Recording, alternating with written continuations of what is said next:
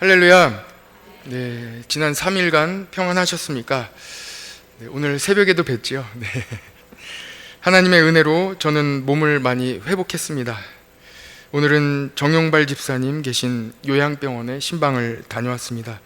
정용발 집사님은 강건하게 잘 계십니다. 다만 몸을 전혀 움직이지 못하며 또 요양사 분들이 잘 챙겨주고 계십니다. 정용발 집사님을 위해서 계속 기도해 주시기 바랍니다. 오늘 확인해 보니까 세례를 아직 안 받으셨다고 해서 다음 주 수요일에 다시 찾아가서 병상 세례를 베풀 예정입니다. 여러분들 우리 정용발 집사님 위해서 계속해서 기도해 주시면 감사하겠습니다. 오늘은 사도행전 4장 말씀으로 부활의 증인에게 주시는 성령님의 능력을 함께 나누려고 합니다. 오늘 본문에 보면 사두개인들이 나옵니다. 사두개인들은 오늘 말씀에 나와 있는 대로 부활이 없다 하고 주장하는 사람들이었습니다. 사두개인들은 대부분 대제사장 출신이나 제사장 출신 또는 제사장 가문의 사람, 아니면 유대인 중에서도 유력한 사람들, 유력한 가문에 속해 있는 사람들이 사두개인들이었습니다. 그들은 다른 유대 종파인 바리새인들보다 훨씬 그 규모가 작았습니다. 그런데 이 규모가 작음에도 불구하고 유력한 사람들, 권한이 많이 있고 영향력이 많이 있는 사람들이 모여있기 때문에 그 숫자는 작으나 그들의 영향력은, 리더십은 상당히 있었습니다. 오늘 말씀에도 보십시오. 오늘 말씀에 사도행전 4장 1절에 함께 보겠습니다. 모인 사람들이 누구입니까?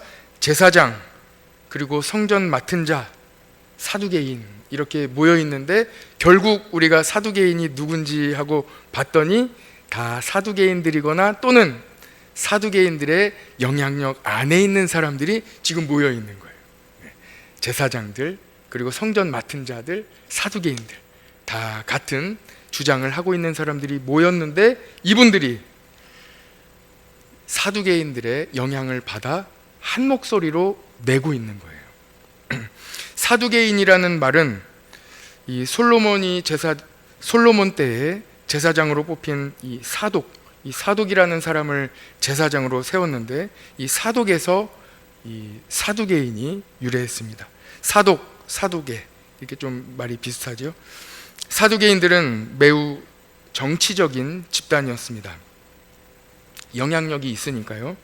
그래서 예루살렘이 파괴된 AD 70년 이후로는 사두개인들이 역사상으로 사라졌습니다. 예루살렘이 파괴되고 나니 그들의 영향력이 더 이상 없으니까 사두개인들은 없어졌어요. 사두개인들은 현실 세상에서, 이 세상에서 매우 풍요로운 것, 그리고 권력을 가지고 있는 것, 어떤 영향력을 끼치는 것, 이런 것들을 매우 중요하게 생각했습니다. 반면에 영적인 세계, 영적인 것, 이런 것들은 거부했습니다. 그래서 이들은 부활을 부정했습니다. 부활이라는 말만 나오면 몸서리 나게, 이런 말 많이 쓰시더라고요.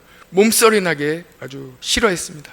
아주 부활이라는 단어만 나오면 몸서리가 나는 거예요.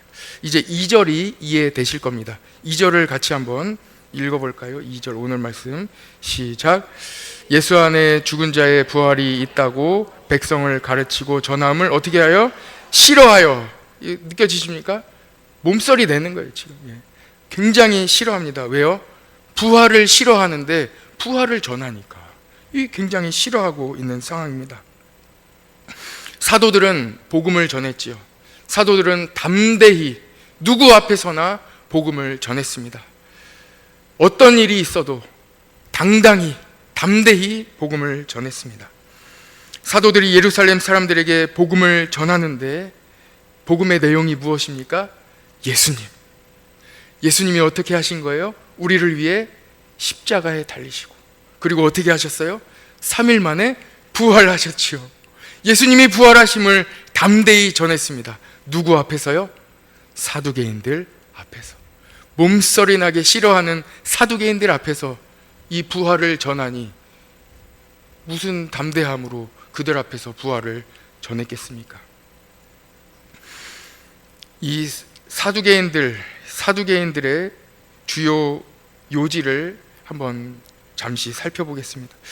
사두개인들이 주로 주장했던 것들은 이 땅에서 복을 받은 것, 이 땅을 중요시 여기니까 이 땅에서 복을 받은 것이 중요하다는 거예요.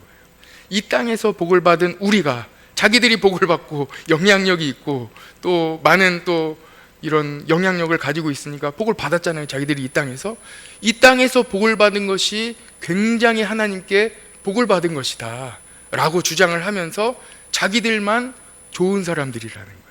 자기들은 하나님께 복을 받은 사람들이라고 이야기하면서 다른 사람들을 멸시하는 거예요. 이 사람들이 바로 사두개인들이었습니다.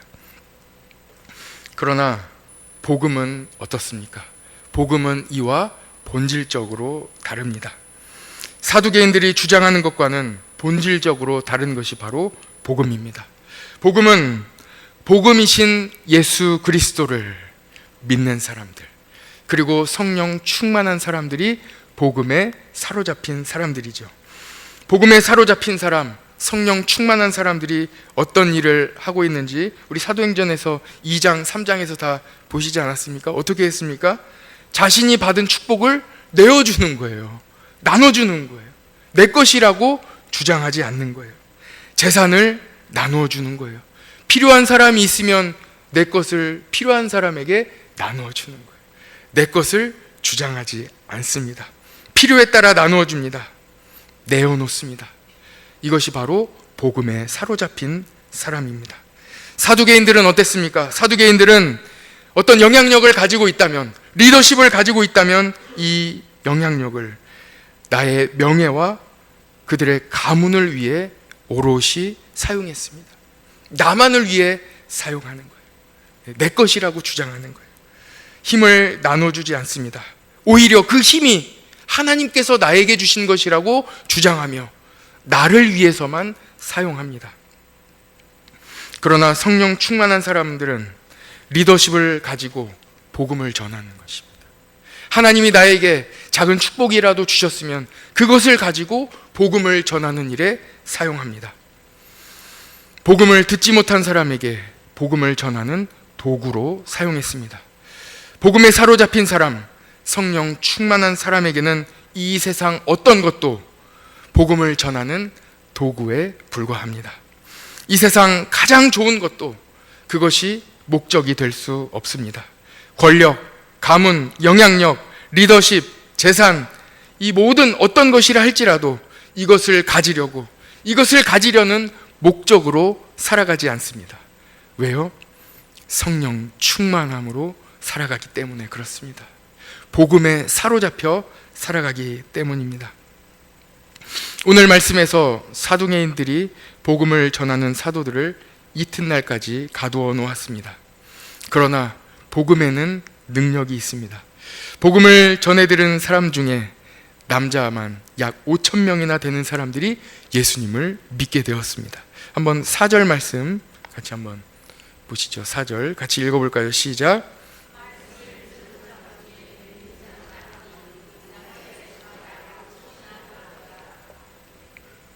남자만 5,000명이니까 어린아이와 또 여자들까지 다 합치면 그보다 더 많은, 훨씬 몇 배나 많은 사람들이 복음을 받아들였겠지요. 이것이 바로 복음의 능력입니다. 사도들은 사두개인들 앞에서 담대히 예수님의 부활을 전했습니다. 사도행전 1장 8절입니다. 오직 성령이 너희에게 임하시면 너희가 권능을 받고 예루살렘과 온 유대와 사마리아와 땅끝까지 이르러 내 증인이 되리라 하고 말씀하셨지요. 성령님이 임하시면 너희가 권능을 받고, 그 권능 중에 한 가지는 담대함입니다. 성령님은 복음 전하는 자에게 담대하게 하십니다. 여러분, 담대하시기 바랍니다. 베드로는 예수님이 십자가에 못 박히실 때 예수님을 모른다고 했습니다. 그러나 베드로는 성령 충만하여 권능을 받고 담대하게 어디서나 복음을 전했습니다. 예수님을 십자가에 못 박았던 유대 지도자들 앞에서도 베드로는 담대히 예수님이 그리스도이심을, 예수님이 하나님의 아들이심을 담대히 전했습니다. 자신이 당연히 고난을 당할 줄 알면서도 담대하게 복음을 전했습니다. 성령 충만한 사람, 복음에 사로잡힌 사람에게는 하나님께서 담대한 능력을 주십니다. 복음은 복음 자체에 또한 능력이 있습니다. 복음 전하는 사람의 능력이 아닙니다. 우리의 능력으로 복음을 전하는 것이 아닙니다. 우리가 복음을 전할 때 성령님의 능력으로 복음을 전할 수 있도록, 그 복음 자체의 능력이 있어서 우리가 복음을 전할 때에 나의 능력이 아닌 성령님의 능력으로 복음이 열매 맺게 하십니다. 그래서 복음은 전하기만 하면 복음이 살아서 역사합니다. 로마서 1장 16절에 이렇게 말씀합니다. 내가 복음을 부끄러워하지 아니하노니 이 복음은 모든 믿는 자에게 구원을 주시는 하나님의 능력이 됨이라. 먼저는 유대인에게요 그리고 헬라인에게로다 말씀하시며 17절에 이어서 이렇게 말씀하시죠. 복음에는 하나님의 의가 나타나서 믿음으로 믿음에 이르게 하나니 기록된 바 오직 의인은 믿음으로 말미암아 살리라 함과 같으니라 하고 말씀하고 있습니다. 복음에는 하나님의 의가 나타나서 믿음으로 믿음에 이르게 합니다. 복음 자체가 능력입니다. 그래서 여러분들은 복음을 가지고 담대히 복음을 전하시기를 축복합니다. 오늘은 우리가 같이 기도를 이어서 할 텐데요.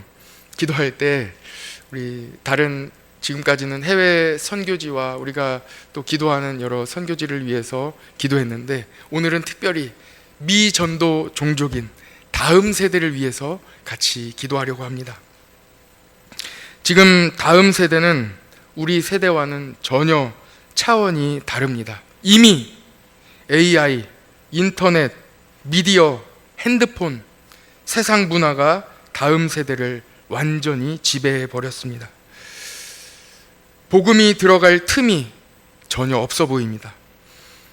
연구를 하면 할수록, 현실을 바라보면 바라볼수록 더 어렵습니다. 오늘 본문에서 사도들이 권세를 잡은 사두개인들 앞에 서 있습니다. 전혀 틈이 보이지 않지요. 그러나 사두개인들 앞에서 사도들은 담대히 복음을 전했습니다. 다음 세대 앞에 서 있는 우리의 모습과 똑같아 보입니다. 마치 사두개인들 앞에 서 있는 사도들과 같이 전혀 복음이 들어갈 틈이 없는 것과 같고, 사두개인들이 당장 어떻게 할 것 같은 두렵고 마음이 심히 쪼그라드는 그런 상황 가운데 우리는 놓여 있습니다.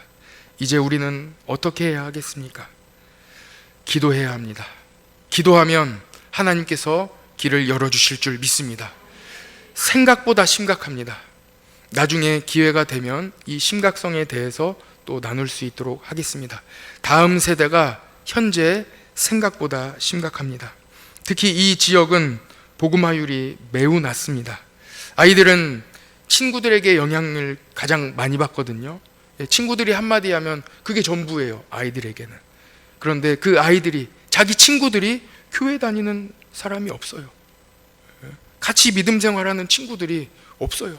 같이 다니는 친구들 중에 누구에게 영향을 받겠습니까? 이 일을 어떻게 해야 하겠습니까? 기도해야 합니다. 기도하면 하나님께서 능력을 베풀어 주실 줄 믿습니다. 오늘 보십시오.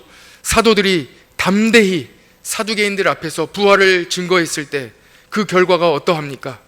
수많은 사람들이 그 복음을 듣고 복음을 받아들이고 예수님을 믿게 되었습니다. 우리가 이 시간 기도할 때 하나님께서 우리에게 은혜를 베풀어 주실 줄 믿습니다. 복음에는 능력이 있다고 말씀하셨습니다. 성령 충만하면 담대히 복음을 전할 수 있다고 하셨습니다. 오늘 담대하게 다음 세대를 위하여 함께 기도합시다.